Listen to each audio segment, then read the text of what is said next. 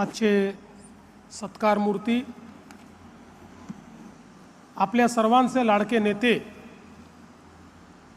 महाराष्ट्रातील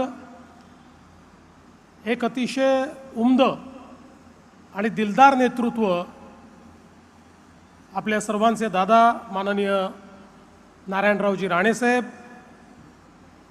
आमचे मार्गदर्शक आदरणीय नितीनजी गडकरी, श्री राधाकृष्ण विखे पाटीलजी, आशिष शेलारजी, राणेसाहेबांना भक्कम साथ देणाऱ्या आमच्या नीलमबहिनी, मंत्री उदय सामंतजी, नितेश राणेजी, निलेश राणेजी, सुनील तटकरेजी, रवी चव्हाणजी, प्रसाद लाडजी, दीपक केसरकरजी, प्रवीण दरेकरजी, प्रभाकर सावंतजी, दत्ता सामंतजी, मनीष दळवीजी, प्रमोद कामतजी, अतुल काळसेकरजी, प्रमोद जठारजी, मंचावर उपस्थित सर्व मान्यवर, राणेसाहेबांवर मनापासून प्रेम करणारे या ठिकाणी उपस्थित सर्व भगिनी आणि बंधूंनो, खरं म्हणजे राणेसाहेबांच्याबद्दल विविध वक्त्यांनी अनेक गोष्टी या ठिकाणी सांगितल्या, पण मला हे सौभाग्य लाभलं की अनेक वर्ष महाराष्ट्राच्या विधानसभेमध्ये मी त्यांच्यासोबत काम करू शकलो आणि विधानसभेची कारकीर्द जी सुरू केली ती त्यांच्या नेतृत्वातच आम्ही सुरू केली। त्यावेळी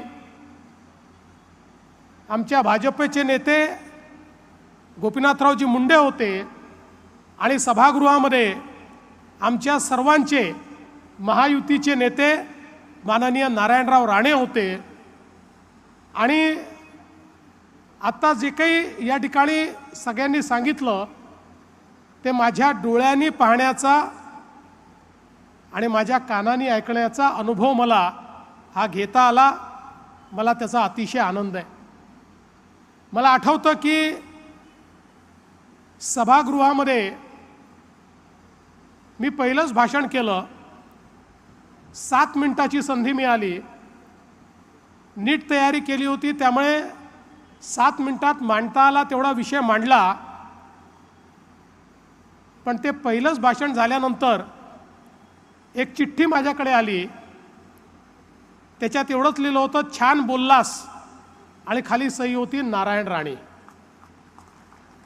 आणि राणेसाहेबांचा ऋणानुबंध हा त्या दिवसापासनं जो सुरू झाला तो आज तागायत सातत्याने तो कायम आहे।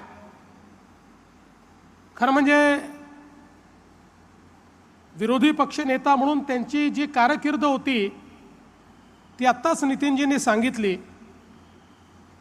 मुख्यमंत्री म्हणून मला बाहेरून पाहायला मिळालं, मंत्री म्हणून बाहेरून पाहायला मिळालं, कारण त्यावेळेस मी महापौर होतो, मी काही सभागृहात नव्हतो। 99ला मी सभागृहात आलो, ते विरोधी पक्षनेते झाले। पण मी असं म्हणेन की माननीय राणेसाहेब, माननीय मुंडेसाहेब यांच्यासोबत सभागृहात काम करायला मिळणं यापेक्षा मोठी पर्वणीच दुसरी नव्हती। कदाचित माझ्या संपूर्ण संसदीय जे काही यश मला मिळालं त्या यशाचं श्रेय जर कोणाला द्यायचं असेल तर राणेसाहेबांसारख्या माझ्या नेत्यांना द्यावं लागेल की ज्यांनी त्यावेळी मार्गदर्शनही केलं आणि प्रोत्साहनही दिलं। विशेषतः त्यांची आणि माझी आवड एक होती आणि ती म्हणजे अर्थसंकल्प।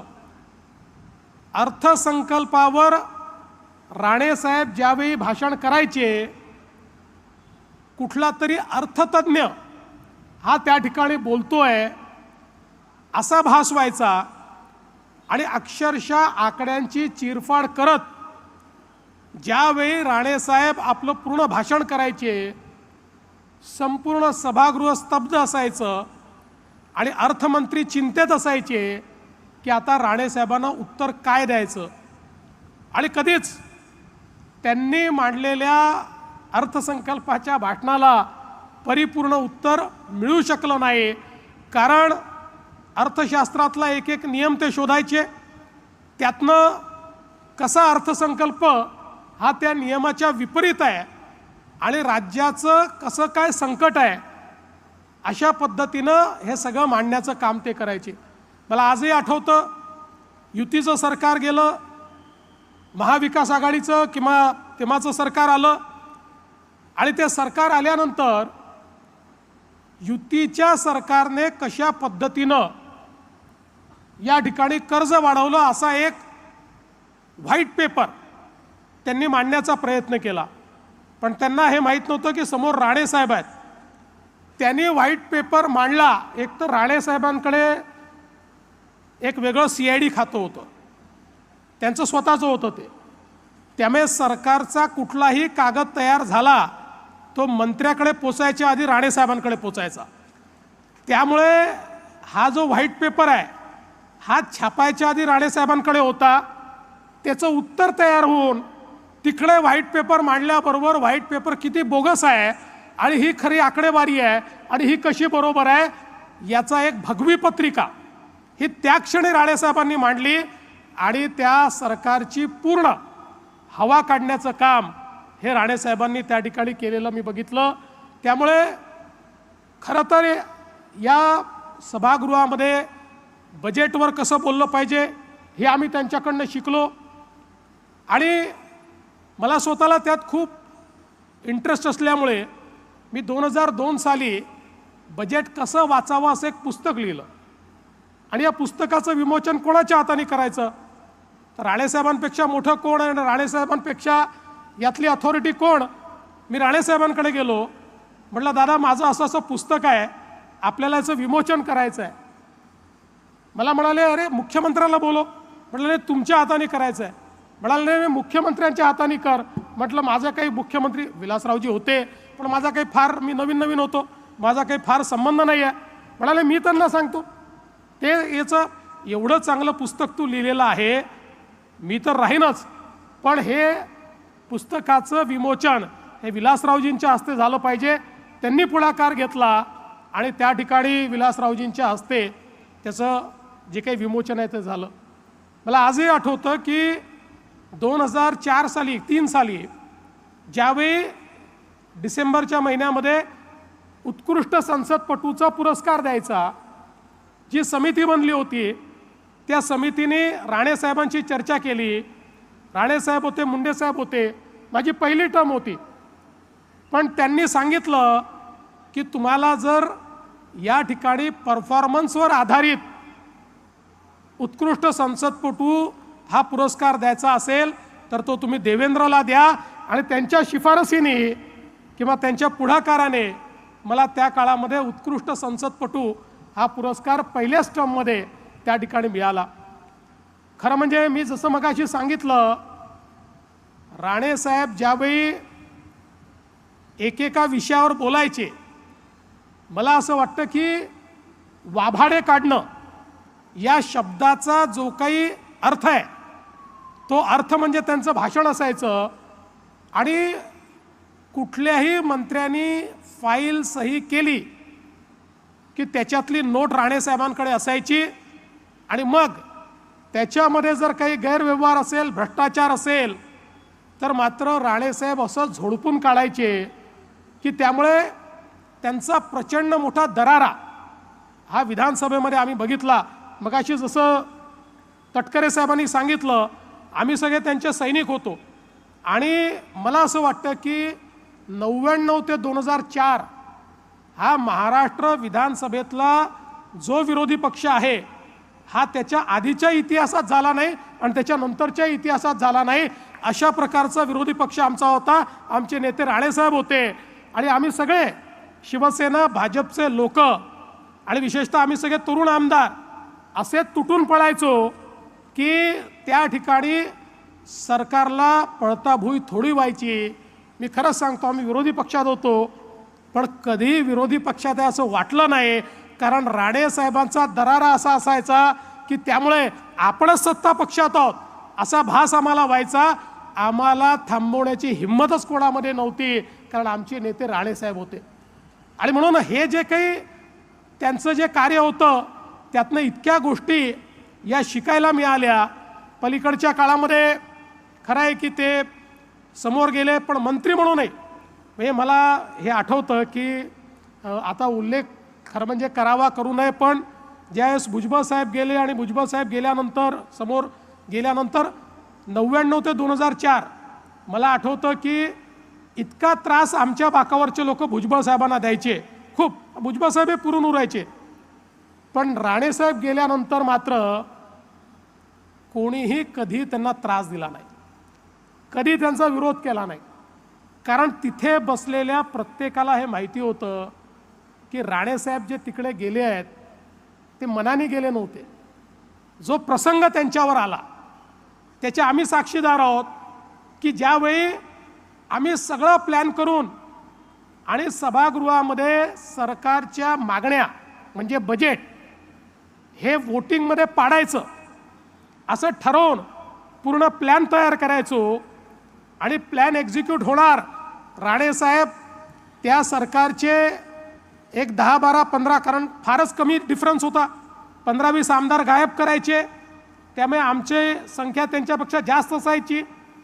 आणि अशा वेळी अचानक कोणाचा आदेश यायचा मला माहिती नाही, पण 8-10 लोक निघून जायचे आणि राणेसाहेबांनी केलेला प्लॅन हा त्या ठिकाणी दुर्दैवाने तो आम्हाला परत घ्यावा लागायचा.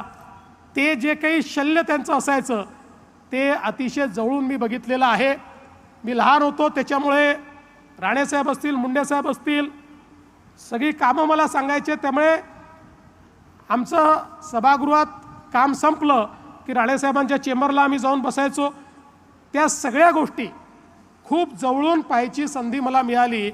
आणि म्हणून मला असं वाटतं की त्यावेळेस राणेसाहेब गेल्यानंतर आणि मला हेही आठवतं की विशेषतः एक असा काळ तो बघितला की काही लोक विरोधी पक्षात होते पण ते राणेसाहेबांसोबत होते. त्याच्यामुळे एक वेगळ्या प्रकारची परिस्थिती ही सभागृहामध्ये आम्हाला पाहायला मिळायची. पण हे सगळं राणेसाहेबांनी त्यांच्या कर्तृत्वाने आणि प्रेमाने कमावलेलं होतं. राणेसाहेब हा व्यक्ती अतिशय दिलदार व्यक्ती आहे. त्यांनी कधीच मोजमाप ठेवलं नाही. पण जर कोणी मोजमाप केलं, हजारो लोक अशी असतील की ज्यांचं जीवन बदलण्याचं काम हे राणेसाहेबांनी केलं. शेकडो लोक असे असतील की ज्यांना मुंबईमध्ये कधी जन्मात घर घेता आलं नसतं, पण त्यांना घर देणारे राणेसाहेब होते. ज्यावेळी वेगवेगळ्या प्रकारे गरिबांना घर देण्याचे संदर्भात त्या काळामध्ये मुख्यमंत्र्यांना जेव्हा अधिकार होता त्या अधिकाराचा वापर हा गरिबांकरता करणारे हे राणेसाहेब होते. आणि म्हणूनच राणेसाहेब कुठेही असले तरी त्यांच्यावर प्रचंड प्रेम करणारे अशा प्रकारचे लोक उभ्या महाराष्ट्रामध्ये आपल्याला पाहायला मिळतील. खरं म्हणजे तो काळ असा होता की ज्या काळामध्ये राणेसाहेबांनी महाराष्ट्रामध्ये एक सर्वमान्य नेतृत्व म्हणून आपली पकड बसवली होती.